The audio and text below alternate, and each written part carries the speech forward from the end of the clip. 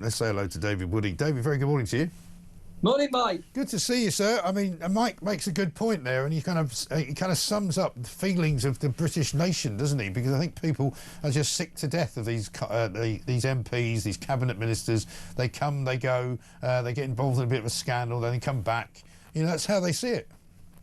It's disillusionment with a capital D, Mike. I think people always say they're all the same, and every time a new government comes in, they try to say, no, we're different. It's going to be change. And then before long, and in this case 14 months, we start seeing more problems with this government that make you think, well, yes, they are all the same. And that's why Nigel Farage is doing so well in the polls. Now, it may well be that he makes a rotten Prime Minister and that he hasn't got a plan for government, but people don't care.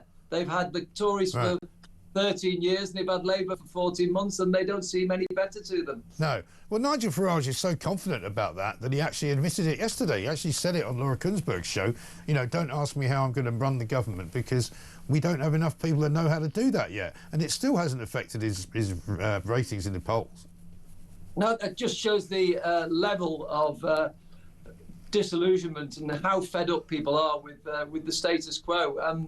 I think a lot of people are prepared to take a risk now. They don't even care. I've had conversations with people and they just say, I don't care. This is I've had enough of them. Yeah. And you get people saying they're not going to vote as well, which is probably not the answer. Yeah, I mean, I was up at the Reform conference at the weekend, and the people who are now, you know, very much embedded as Reform fans, as Reform members, and growing, are never going back. They're never voting Labour or Conservative ever again. No, and the strange thing is, you know, they're portrayed as a right-wing party, but they're doing things which the working classes want, you know, cracking down on migration, cracking down on benefit cheats, tough on crime, all the sort of things which is the bread and butter to hard-working people who don't have a lot of money and get on with their lives. Exactly right. Your piece today about traitors is a great cartoon, by the way. You say it may not be an imposing castle and there's no Claudia Winkleman, but Downing Street has become the stage for a real-life version of the traitors. I mean, but the way you've written this, it looks like Keir Starmer is certainly not out of the woods yet. No. Well, the problem, what I'm trying to do in this column, Mike, is to throw forward from where we've been, because the last week or the last 8 days, we've been talking about Angela Rayner and what she's done wrong. We now know she's done something wrong and she's gone. What does it mean for Keir Starmer? And what it means is he's got some real troubles ahead, because the number one problem is that the Labour Party inside are really angry. They're seething. They like Angela Rayner, and they saw her as a bit of a standard bearer for the left of the party and the working classes.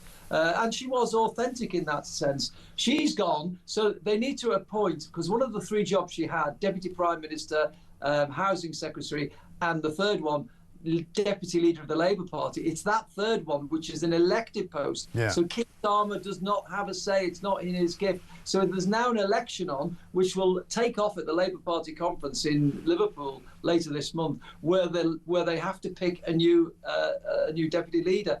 And that is going to be one hell of a bun fight. And they're all out to, they think that Keir Starmer's trying to place his own person in there. Right. He probably is too. And they're all out to try to elect their own person. So the knives are out, and anger, which has been building up for 14 months, is boiling over. Well, it all started on Friday afternoon, didn't it? Because I was sitting in my car listening to various different shows, and there were 2 schools of thought. There was the one who were the kind of Morgan McSweeney types who were saying, oh, you know, the best thing here is if we don't expose ourselves to, you know, ridicule by having a really, really bloody, horrible, ghastly, you know, down and dirty fight. Let's just get a candidate together that everybody can agree on and very much kind of do it from the centre.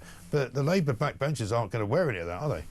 No. And there's one person I spoke to over the weekend who was saying that a lot of people in the Parliamentary Labour Party don't like Keir Starmer. Yeah. And that this is... Well, join the rest of the country then. Well, this is the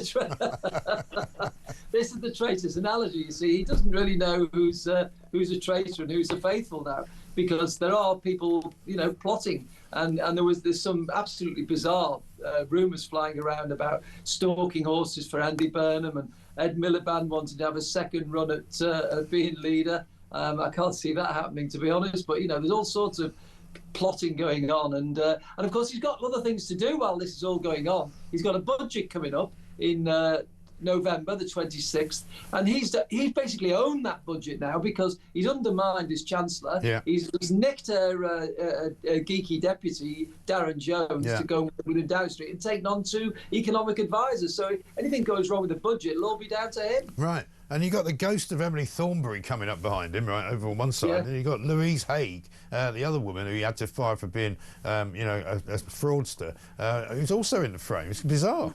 Yeah, well, all these people who've been fired, I mean, every time you fire somebody in a cabinet, it adds another person with resentment on the back benches. Now, Emily Thornbury, she was Shadow Attorney General for several years. Yeah. And when he got into power, she didn't get the job. And who's he brought in is one of his human rights lawyer mates, Lord Hermer, who's not even an MP, to be Attorney General. So, I would suspect there was an element of anger within Emily Thornbury. Well, this is the trouble. I mean, everywhere he looks, he's got an enemy, hasn't he? I mean, he can't turn his back on anyone, really. Yeah, and then, of course, he's got the votes to sort out. And he's had to remove a massive turfing out of the ministers in the Home Office to bring in a second team. Now, if that doesn't work now, what's he going to do? He's brought on his substitutes now. Has he got anyone else on the bench to bring on to sort out the votes if Shabana Mahmood and their new team don't do it? No, if he was managing England, I don't think he'd have even got 2 goals against Andorra, to be honest. I mean, that would have been hopeless. Listen, well, he got a knighthood without winning the World Cup. Yeah, exactly. Brilliant stuff, David. Great column. Thank you very much indeed, David Wooding, journalist and political commentator in The Sun today, calling it the Traitors' Gate moment for Keir Starmer, because literally everywhere he looks, there are people out to get him. And that's not just in the middle of the cabinet, it's all over the country.